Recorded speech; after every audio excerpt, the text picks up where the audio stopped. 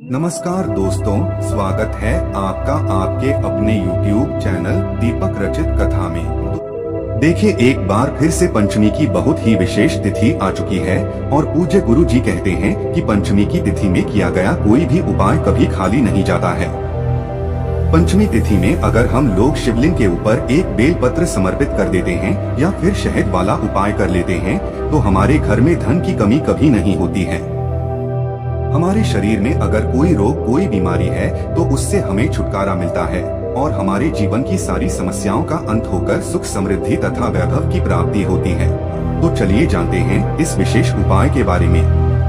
ये उपाय आपके जीवन में धन धान्य को बढ़ाएंगे, माता लक्ष्मी की कृपा प्राप्त करवाएंगे। और अगर आपके शरीर में कोई रोग हो गया है, कोई बीमारी हो गई है जिससे आपको आराम मिल ही नहीं पा रहा है, तो गुरुजी ने कहा कि आपकी बड़ी से बड़ी बीमारी भी इस उपाय के द्वारा समाप्त हो जाएगी। चलिए पहले जानते हैं गुरुजी द्वारा बताए गए धन प्राप्ति वाले उपाय के बारे में। इस उपाय के लिए आपको एक लोटा जल ले लेना है। तांबे के पात्र में आप अपने किचन से जल ले लीजिए और इसी के साथ आपको थोड़ा सा शहद ले लेना है। शहद आप आधे से भी आधा चम्मच ले सकते हैं। फिर सबसे आखिर में आपको एक बेल पत्र ले लेनी है।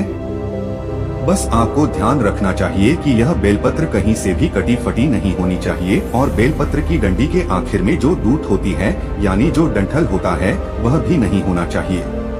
अब ये सारी सामग्री लेकर आपको पहुंच जाना है शिवालय। पूज्य जी ने कहा कि इस उपाय को आप पूरे दिन में किसी भी समय आप इस उपाय को कर सकते हैं।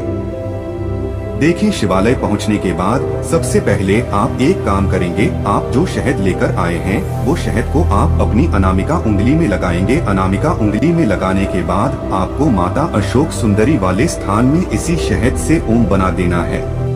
सामने आपको जैसे वीडियो में समझाने का प्रयास किया जा रहा है, ठीक ऐसे ही आपको ओम बना देना है।